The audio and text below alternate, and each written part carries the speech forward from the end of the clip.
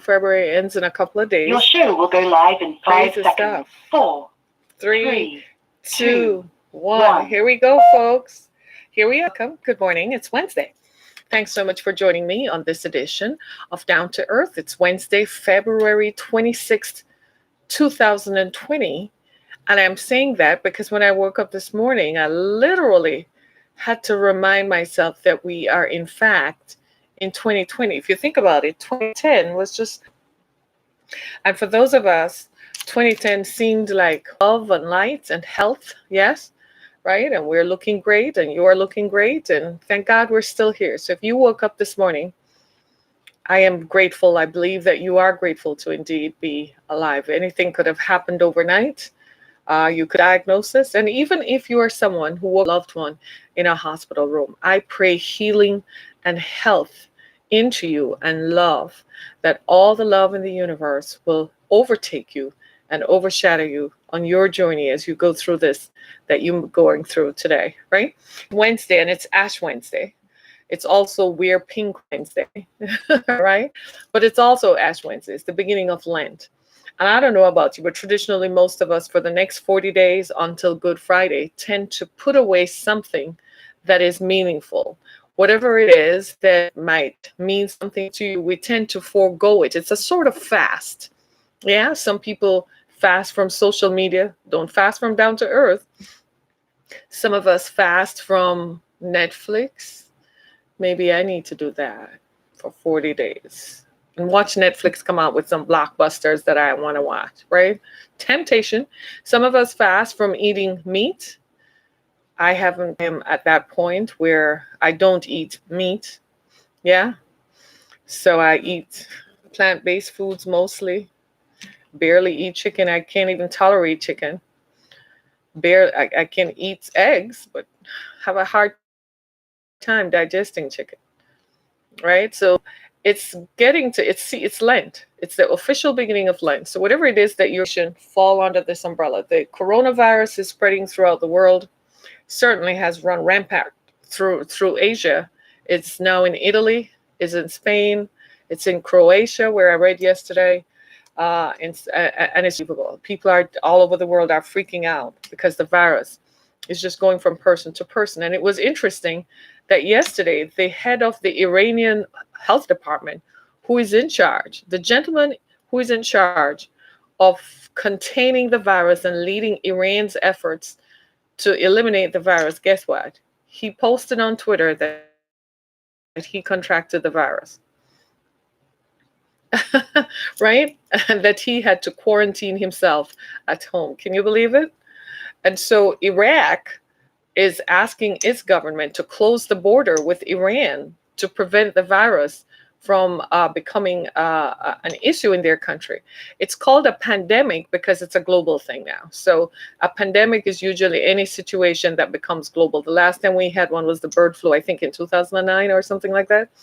And so now we have a global issue. So the CDC says here that it's not a when, it's not a if, it's a when. At first they were saying it's going to be a problem, but now the government is trying to control it. So they don't want people to panic by saying it may not be such a problem. Like the rest of us, go out and get some stuff and contract it. You don't hear anybody contracting this thing and surviving. It seems like it weakens the immune system. So you have a period of flu-like symptoms, and before your body you die. What kind of thing is that? Like, who dies from stuff like that? And here's the thing, that for somebody who have some kind of lifetime illness, a long-term, what we would refer to as a chronic illness. This is like a couple of days, couple of weeks, and you're out of here. What kind of thing is that? I still go back to saying that China manufactured that in a thing and tested it on their people and used their people as a guinea pig to see how they could effectively use it. Next time we see it, it won't be called the coronavirus. It will be called something else by China. Y'all know me, so I'm gonna say it, right? So I'm with the government on this one. I'm with the president on this one. China created this one. I'm with the president on this. I'm with the president on this one, right? Because when you look at it, why don't we do that? Why doesn't America do stuff like that? Because we're gonna test stuff on your own people. Who does that? Yeah. So anyway, so it's Wednesday. It's Wear Pink Wednesday. So hopefully wherever you are, you're wearing pink. And yes, real men wear pink. You all know that. Real men wear pink. Yeah? Because real men were birthed by women, right? You were nurtured by women, even if you choose to do whatever you choose to afterwards. But real men know that wearing pink does not take away their masculinity, nor does it remove their identity. You're still a man. You just choose to identify and acknowledge the work of women, not just the women in your personal circle, but women in general. So real men also wear pink, right? But today I want to talk about something that I came across, and it concerns sexism. And I think for most of you guys, most of my audience are male, so I think you guys will enjoy or will be able to relate to a lot of this. Uh, my producer brought this to my attention actually, and she's a millennial. Yeah, so I am a lot of what you hear me talk about. They've done the research, and then they give me they're like, here are the facts. So even if I say I'm not sure, so I'm like, oh my God, it's kind of like they're like, well, you started the bandwagon, so I'm expanding my bandwidth, is what I should say, because they're letting me know that these are the stories. And as I looked at it too, I think in a lot of ways it emphasizes and shows my own generation of how we have been socialized to deal with these issues, and how we've been taught and socialized that these are how issues are. I mean, years ago, when I first became aware that there are actually college departments that focus on women and gender studies, I was blown away. I was like, really? Seriously? Like, you all recognize that this is something that society needs to teach and people need to become aware. And I think a lot of people, if you haven't done so, like for college students, people, we should encourage our children to perhaps do a minor or do a semester in women and gender studies. It's important. And let me tell you why.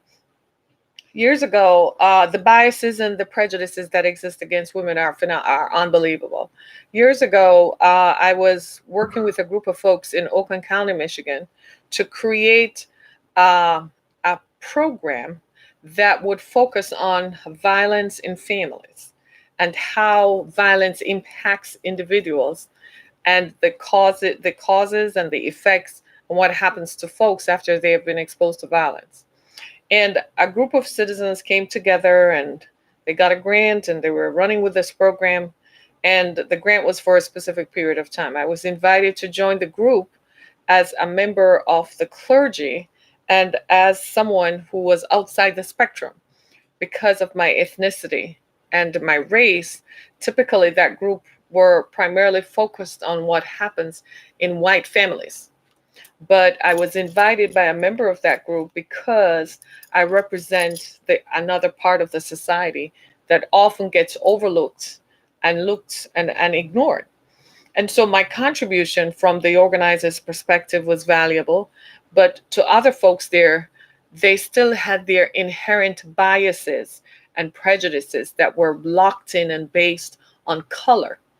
And it was interesting to sit among them and to hear how people think about people of color and women of color. It's almost as if women of color don't exist. Uh, Women of color don't have feelings, and what happens to women of color happens to them because it's their fault.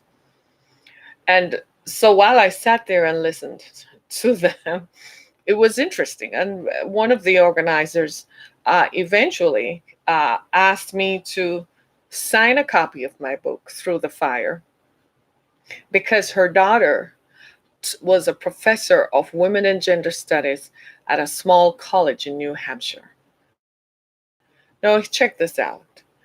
She confided to me that she had been exposed to violence in her home, and that her daughter, my story, as written in my book, resonated my story as resonantly clear as it could be, that impacted her because her daughter had had similar experiences with her.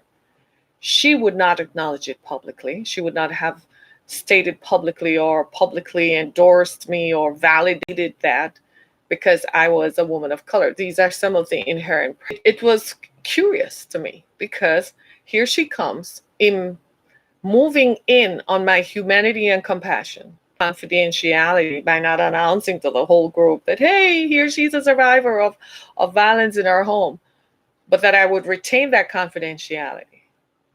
But she did say that. And when I walked away from it, there were a couple of things that became clear. Of course, the implicit biases that exist was loud, right? It overshadowed everything else. But it also made me think about the role of women and the work of women in our society. That she is a woman, she's a professional woman. She works in the government of Oakland County, and even in her role, she could not come forward to disclose that her husband was beating her up because of her role and because of the stereotypes that exist around her. Because if she were to confess and confide that, then it would seem like it's her fault. She was a woman of middle age. Her husband was not only had he physically beaten her during their marriage, but she still continued to be married to him. And now he hardly was at home. He cheated. He was out most of the time. And so the others, the people around them in their social circles and in their professional circles made it sound like it's her fault for growing older. They met when they were young, they met when they were in college and all that. But now that she's growing older, it's her fault why her husband is busy with other women who are younger than her. So I felt I was moved to compassion for her. I was moved to compassion in spite of the biases that she exhibited against me as a woman of color and as a woman as a woman who was an immigrant at the time. I'm still an immigrant, y'all, right? But using those contexts to judge me, I still kept her confidentiality, right? I still didn't announce to the group. You still don't know who she is because I haven't told you her name, and I'm not doing that. It's just a focus on the biases and so on that exist. And I came across this story, and I kid you not, anybody remembers years ago when Sheryl Sandberg first came out with her book, right? And when she first came out with her book, uh, and she wrote this book called Lean In. And because she has the money and she has access to media, naturally they made a big splash about her being able to talk about it. I have a regular caller calling in, so I'm going to tip in and ask, hey, what's up? Hello, good morning. Welcome to Down to Earth. Good morning. Welcome to Down to Earth. Hello. Hi. Well, how are you? I'm doing well. How are you? You have something to say about this feminist, this sexist thing we're talking about?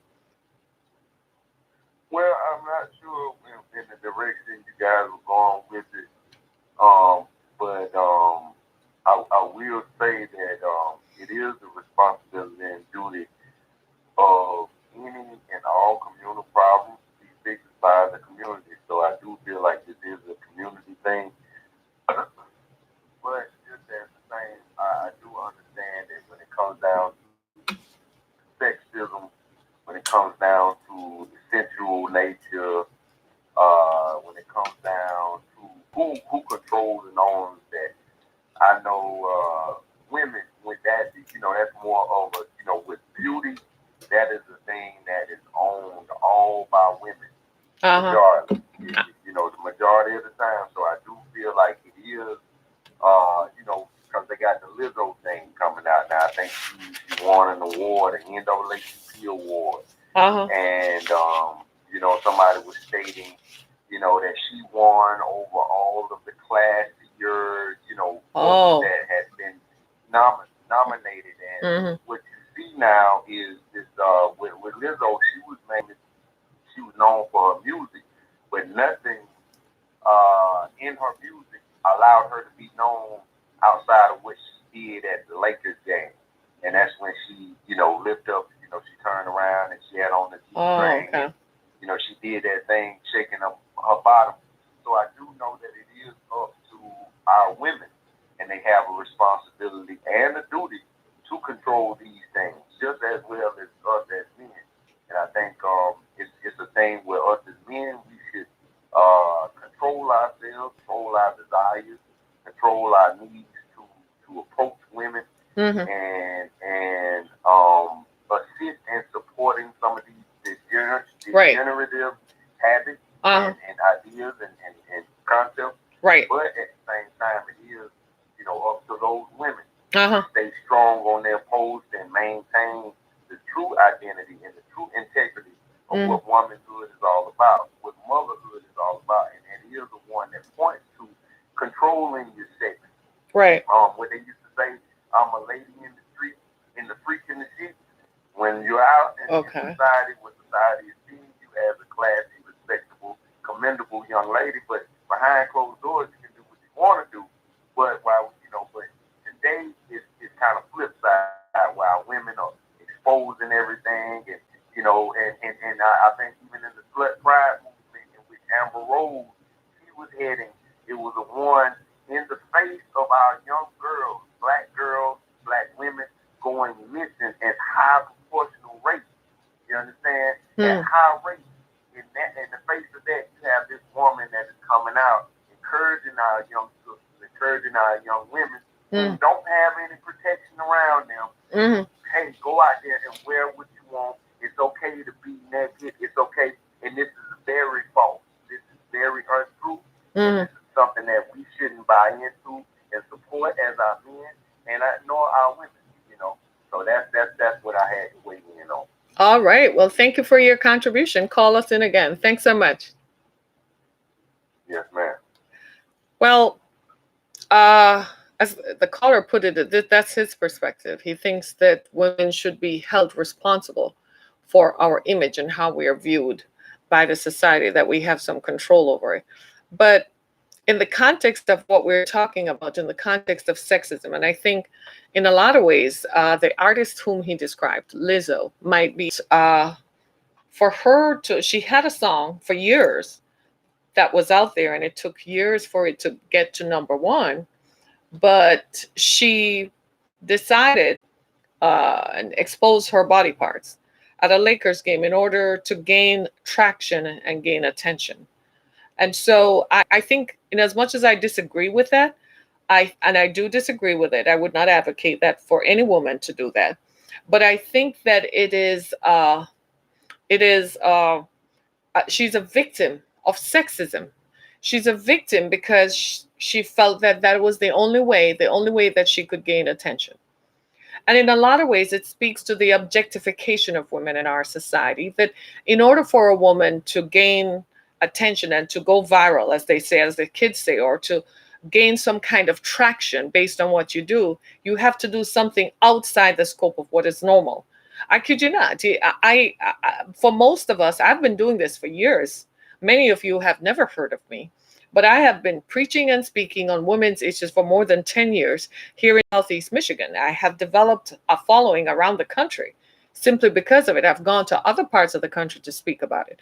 The reason I am not on national TV has to do with a number of issues. One, biases, color-based bias, class-based bias, right?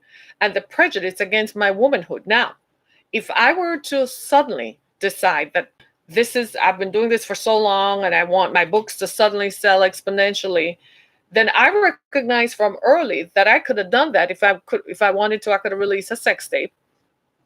I could have shown my boobs off, shown my body parts off, and all of a sudden I would be launched into the mainstream. But I decided that I would not give in to the pressure that the society imposes on seeking fame or on seeking attention or credibility for the work you do. At first, I thought, no way in hell I'm going to do that because I have daughters and it just doesn't side with me and my self-image of myself. And number two, it would destroy the credibility of the work that I'm doing. I work in areas where I advocate for an end to violence against women and children. I advocate for an end to human sex trafficking, right? To human trafficking, period. It has other components to it. And so I wasn't going to bare my body parts for others. I mean, when I started viewing on Twitter, people used to ask me to flash them. In fact, I had a following on YouTube and they stopped because I wouldn't flash him. I wouldn't show him my body parts. So I think in Liz's case, and in a lot of women, the pressure to prove your womanhood, the pressure to, if you want to be famous, here are the rules to play. It's in a lot of ways that's what happened in the Harvey Weinstein trial, right? If you want this role, you have to do what I say. And the society is controlled by men, right? And men dictate what happens. So if you want a role in a movie, you're going to bow down, get down on your knees. I'm going to pull my penis out and stick it into any part of your body if you want the role in the movie. How bad do you want it? If you don't want the role, then get your butt up and walk out of here. I have 10 others lined up at the door who will do it for me just the same. That is what you refer to as societal pressure. That's putting us in a box. That's saying that that's all we're good for. It's no different than when our mothers and grandmothers grew up, and they were told that women could only function in certain roles. Even if they went to college, they still could only function in certain roles. In some parts of the world today, women still can only walk, 3 steps behind their men. And the women who try to advocate and who try to change those situations are viewed on the periphery, are viewed as radical. Like, they think I'm radical. I'm not part of the mainstream. You won't find, and even amongst women, we have this misogyny and internalized self-hatred because we look at other women who are different and we don't identify with their experience. We don't think that their experience is part of us. Look at what Sheryl Sandberg did. Sheryl Sandberg said that women should lean in, but her book only focused on women in leadership positions, as if women who are working class women who are secretaries and personal assistants and executive assistants, women who are just attorneys, women who are not the district attorney but just attorneys, right? Women who were clerks at judges' offices, women who are nurses, women who are physicians' assistants and nurses and nursing assistants and medical assistants, women who are cashiers at the supermarket, as if they are not women. So in her book, in Sheryl Sandberg's case, her book was not only some form of gender bias, but it was also some kind of self-hatred on women. It's almost as if you don't matter because you're not in a leadership position. So this does not apply to you. So if you go to the table to negotiate, you should lean in. Speak up confidently, they tell us. Ask boldly for what you want. But when we do that, they call you a color. You are what? An angry woman. That's the culture of sexism. I want to give you a definition of sexism into perspective, right? Sexism, right? Sexism, the sexist culture is this: prejudice, stereotyping, right? The society needs fixing, not on us. I read this story that was written by Efrat Livni. She's a writer. I think this was on Pocket or one of those periodicals that, pop up on your feed. And in an article that she wrote, I really had to sit back and listen to that and read this article. I really had to sit back and think about it. And I made some notes myself after reading her article, because I was jumping all over the place. And my producer was like, this is exactly why I think you should talk about this morning. And in a culture, I'm going to tell you what the culture says that we should do. And you guys are going to agree with me, right? So I look like your teacher. You ready to go there with me this morning? I look like you're a librarian and teacher and everything, right? Women are told to assert ourselves boldly. But here's the thing. If we do it too much, we're aggressive. Correspondingly, if a man asserts himself and is aggressive, he's given a standing ovation. Right? In a meeting, we're told to speak up, but in a low tone of voice. You ever been in a meeting with people? Can you speak up like this? In a low tone of voice. But if a man is in a meeting, he speaks the hell up. You know what he's told? He's affirmed and backslapped because he's a man, and that's being a man. But if a woman does it, she's too aggressive and too radical, and we have to do something. She does not display leadership skills. So Sheryl Sandberg, take a seat. Take a seat. Just perpetrate more stereotypes and more biases against women. This is my favorite one. When negotiating a salary, speak lowly in a soft voice. I need to sound like a cat when I'm negotiating a salary. When a man walks into a negotiation to negotiate his check, he's like, this is what I want. This is what I want, payable on this day. That's it. Shake hands. And everybody's like, yes, yes. But a woman does that. And I'm a radical and angry. I want to know where Sheryl Sandberg was When I was a consultant and I had to feed my children because it was the form of work that I did, so I could feed my children and pay my rent and keep them housed and keep them fed. And I went to Middle Eastern men who, first of all, have issues with women and don't think women are worthy of being women, even when they're married to doctors and dentists, right? Those women don't even talk about, you don't want them to start talking about sexism. But when I worked amongst those women, I was treated like less than a third class citizen. I, I want to know where Sheryl Sandberg's advice about leaning in was. Because when it was time for me to get paid, I used words that are common to the vernacular of the streets. If I went in and sat down and crossed my legs in my suit and everything that I am, and with my heels on and be Miss Kamak, I didn't get jack. They just laughed. But when I went in and said, "You're gonna pay me," guess what? That check came out. So where was Sheryl Sandberg then? Yeah, to lean in. Lean into who? Who worked as an HR vice president at one of the major companies here in Southeast Michigan. And she retired. She was a white woman. She's a white woman. She retired at 40 years. She chucked it in. She said, "I'd had enough of the sexism. I couldn't take it." She was told when she walked into a boardroom, the only reason you're in here is because you're white. That's the only reason why we tolerate you.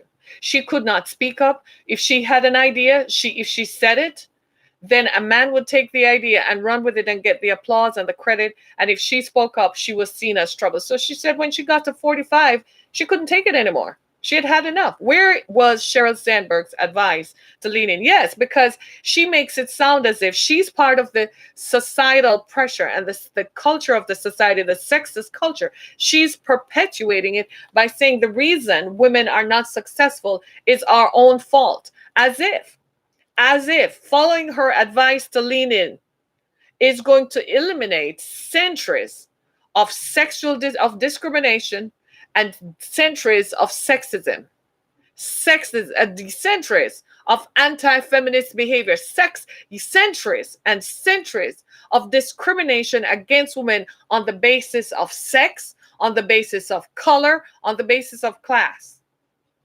Come on. Somebody has to hold people accountable when this goes on. Somebody has to say enough is enough.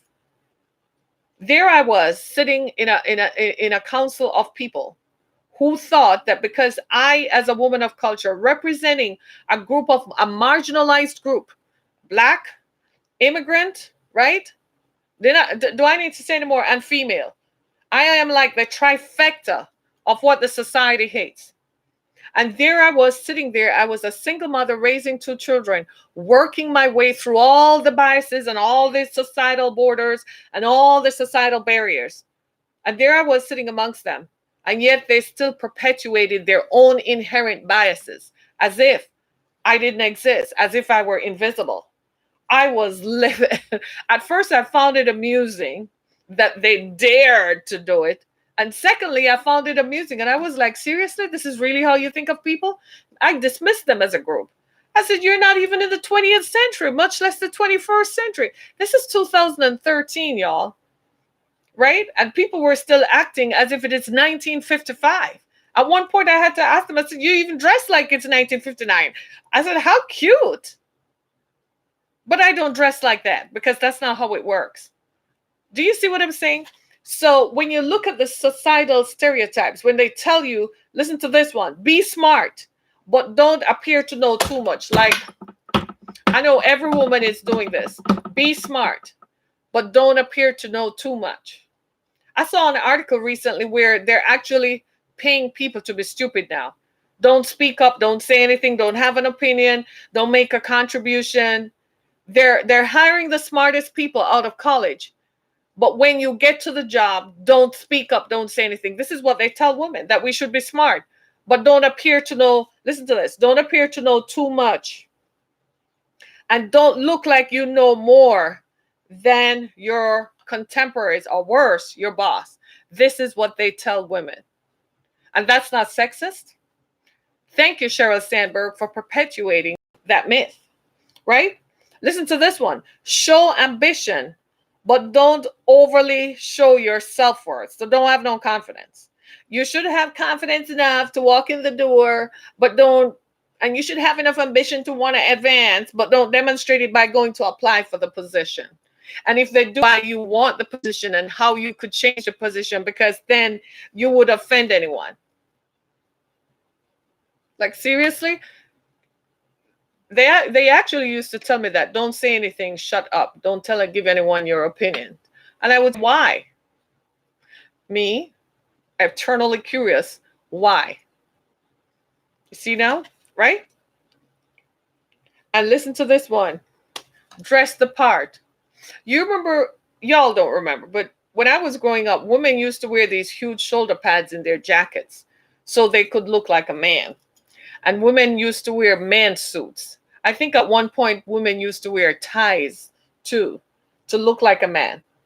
And women wouldn't get married because they didn't want to feminize themselves, because then it would look like they're not capable of leading an organization because they're feminine, because they're going to breastfeed and they're going to raise children. So a woman who breastfeeds and raises children and has periods, a person who is a woman who does that, is not capable of running an organization. My leadership skills were not based on my ability to lead an organization, but was based on my ovaries, the presence of my ovaries, the presence of me wearing a bra, the fact that I have boobs that wear a bra, the fact that I have hair on my head, not on my face, the fact that I have eyes and lips that look feminine. Hello, somebody. Dress the part. So you go in, you can't wear like me. Okay, so I'm going to insert myself in this. Now, they make pencil skirts and so on, but they didn't make them for women like me. I'm curvy. I'm what they call curvy. So I wear stretchy fabrics because they're more comfortable.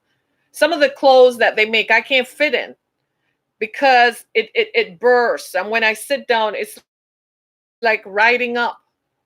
So I have to wear, I went to the store yesterday and I saw a girl conforming to what her job requires of her wearing a skirt, and I could tell that her problem was that the skirt was too small. It wasn't that she's just a curvy person, so the skirt was just riding up.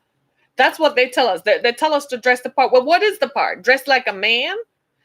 No wonder a few years later we have this confusion in gender roles and gender identities, and people don't know which side of the coin they're on.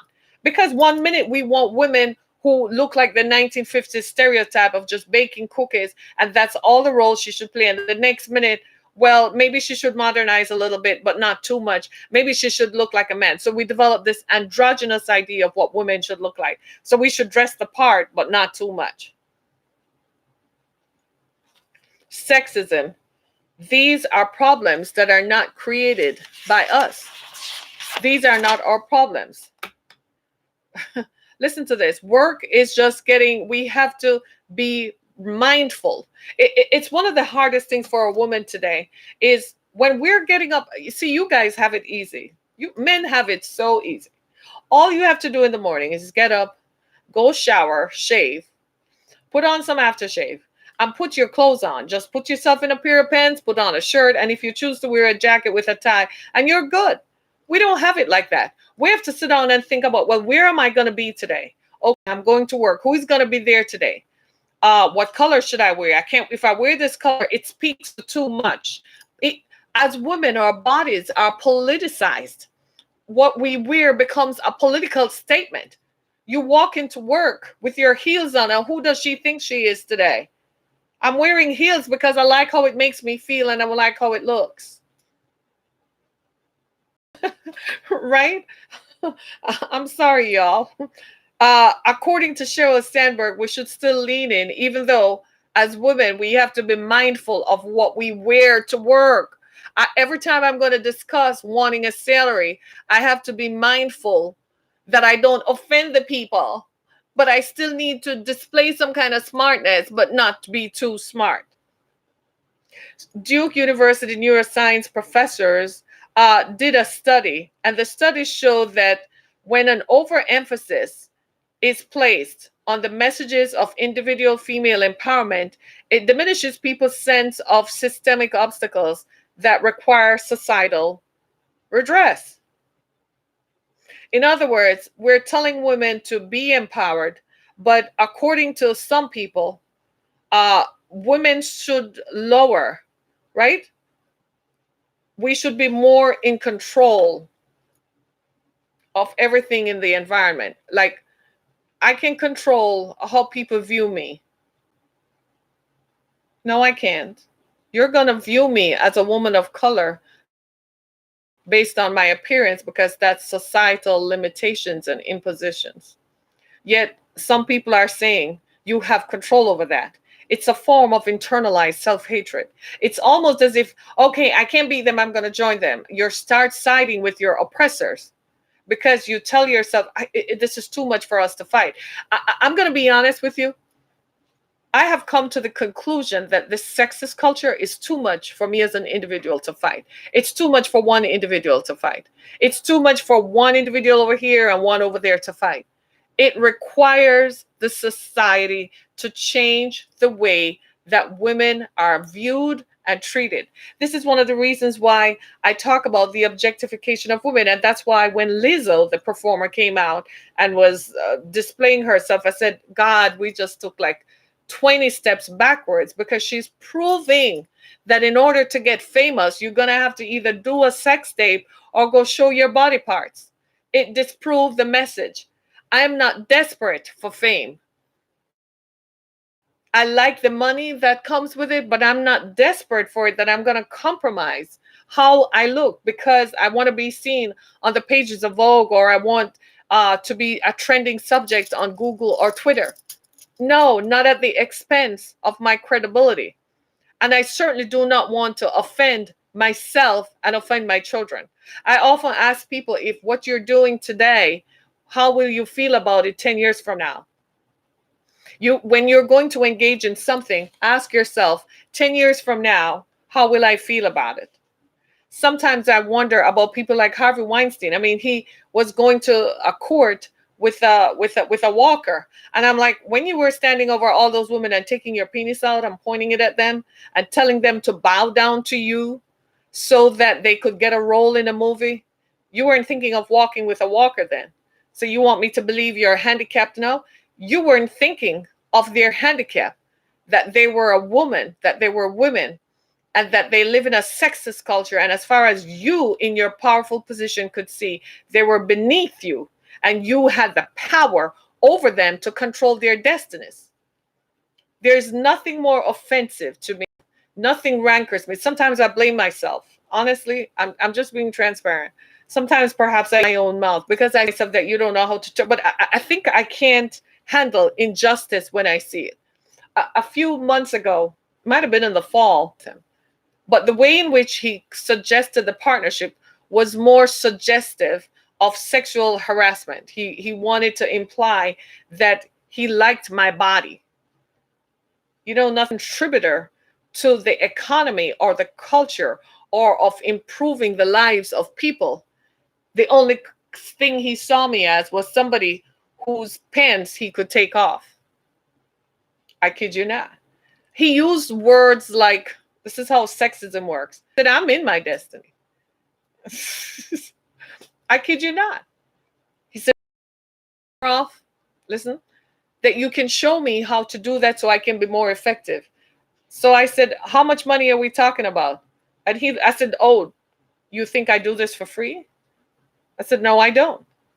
Do you see, he's thinking in his sexist way that I should be willing to share my knowledge, share my skill sets with him at a discount, while at the same time, he's going to have agency over my body. Nothing offended me more.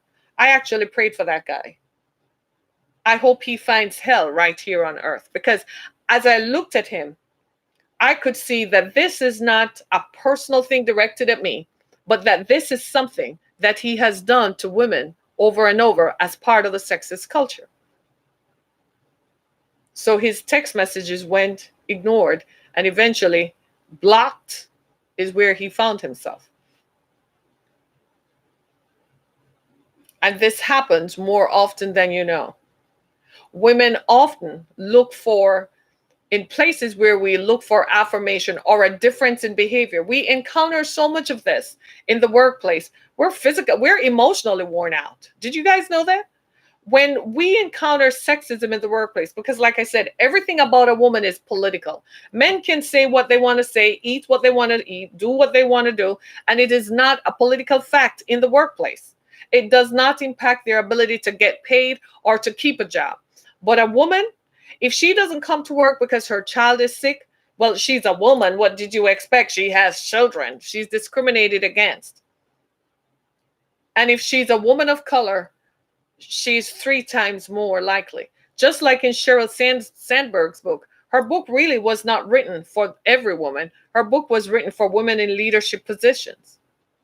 Because the woman on the line at McDonald's, who is the cashier, she can't go into the meeting and lean into the boss and demand more wages, can she? Neither can the woman on the assembly line. Neither can the Amazon worker. Can they?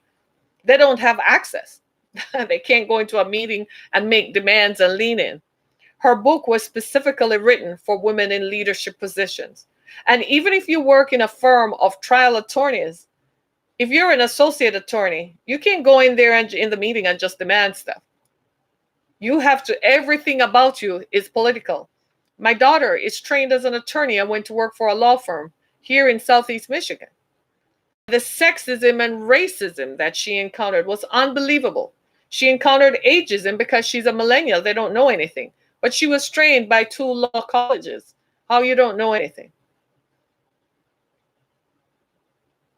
The racism, the implication that because you're black, you really don't know anything about this. Like, you don't see black judges everywhere. How do you think they learn anything? Unbelievable. And one of the senior partners is a woman. But she too projected the internalized misogyny. Are you listening to me? These are the facts. I finally had to tell her, this requires that the society changes the way that it shapes the conversation and the activities around the work that women do in workspaces and in other social encounters that we carry out. I said, it's too much for you alone to change. I have found, as much as I talk about this endlessly for years and years now, it is still too much for me to change. I had to recalibrate. I've had to step back. I encounter pushback constantly because I speak up, because this is too much. The sexist culture that will make a woman feel that the only value she has is confined to her body is too much. And if I speak up, then if I want money, then I shouldn't speak up. And I probably should just purr. But a guy walks in and he says, I'm not taking this for less than $50,000. It's $50,000 and I want a signing bonus of $100,000. Okay, let's sign right here on the dotted line. Let me show you how I know this to be true. Years ago, I was supposed to be part of a group. We were getting a grant from an organization in Lansing, Michigan. They got the money from another group in California who told us that they had dispersed the money to them. The white woman who headed up the nonprofit, she's now retired, right? Because she saw this coming. She saw where I was going to talk about this eventually. She retired. She's retired now. She determined that as people of color, she was not going to give us the $75,000 that we were supposed to get. Yes, the organization was called CAPS. Now they're called Michigan Safe and Just, right? She decided she was not going to give up the money. There was a guy there. He just talked. Because he's a man and demanded. It's not that I didn't demand. You can imagine I told her, I told her where to go, right? But because he's a man and he talked and threatened, I talked and threatened. She still only gave me $2,500 out of the $7,500. But he got his money. I said, how come you got your money? He said, because you didn't listen. I said, how did I not listen to you? I just had a different way of executing it than you did. No, they gave you the money because they're sexist. In addition to being racist, they're also sexist. The woman who ran the organization is now retired. I can't even remember her name. Lara something. She changed the organization because she saw this coming, because she knew I would never forget it, because it was evidence of the sexism that permeates the culture. She knew she was wrong, but she still did it. You know, when people can't get over their biases, they can't get over their prejudices, they still continue to perpetuate these societal, and these have deep impacts. Let's be clear, these have deep impacts. I love the writer who wrote this story. Yeah, she deserves all the kudos because she wrote about her own experiences as an attorney, that they are too long. Did she wear heels? And if you wear heels, your heels can't be this high. And I'm like, cut it out. I went to a Catholic high school. I remember we couldn't wear heels above 3 inches was too high. Wear hoop earrings. Do you know, for years, I didn't start wearing hoop earrings till I was like almost 25, because the conditioning was still in me. I wore pearl necklaces and barely wore a gold chain. I never wore jewelry that reflected my personality. I kid you not, because of the conditioning, because to do that would make it seem like you don't want to show an image that makes it seem like you're inviting unnecessary male attention. I kid you not. Where do these things come from? These are societal impacts, and it impacts people years and years later. Because for years, I didn't wear hoop earrings. I was affiliated with a church in Southview, Michigan, and one of my friends brought her daughter in for prayer to the pastor, and he shocked the heck out of me. The young girl, she was 15 at the time, and he told her that her earrings made her look like a whore. I was so shocked. I said, you can't tell her that? He said, that's a whorish, demonic thing. His wife looked horrified, but she never spoke up because she's afraid of losing her husband if she speaks up. Probably slaps her on the sly when they're at home. Who knows? She never talked about it, right? These have long-lasting societal impacts, right? I kid you not, right? They tell us to be more ambitious, speak confidently, demand a seat at the table. That's the messaging from the Lean In movement. Try that if you work at Amazon and come back and tell me how that works for you, right? The thing that I find the most glaring of all this sexism is that somehow we women are blamed for the sexism and the discrimination with which we're treated. It's my fault. It's my fault that I am a woman of color and I'm an immigrant. It's my fault that I was born in the gender of a woman. It's my fault that as a woman, I can only do this. It's my fault. That's the messaging from the society. So the society says, in order for you to be accepted, here are the ways in which we think you should look and should change. Then we're going to accept you. And most of us still change. And then you find that when you do that, you still do not get accepted. You still do not get the roles. You still don't get it. Did you know, for instance, that Black women are the fastest growing group of entrepreneurs in America? You know why? We, as a woman of color, if sexism is against white women, it's 10 times worse against us. White women have to fight for their seat at the table. We're not even at the table. We're the voices way back behind. And when we talk, we're angry. We're perceived as being angry. I would really encourage Ms. Sandberg to weigh in on this discussion. I know they have their people on Facebook and they talk about stuff. They need to weigh in on this. She probably won't, because the backlash would be too much. But again, the sexism in the society. This is why people like Kim Kardashian could never have gotten my support, because she continues to perpetuate the myth that to be successful, you had to take your clothes off and do a sex tape. And what it created, when I spoke about it back then, it created a whole generation of women who think that in order for them to achieve success, Lizzo took her clothes off at a Lakers show. And I mean, come on now. For her now to be in the mainstream, how do you deal with yourself? But that she's as much a victim as anything. I know it doesn't look like it. I know we want to blame her, because victim blaming is part of what the society does. because it's just like it makes her feel that she had to do that. When she did it, she still got blamed.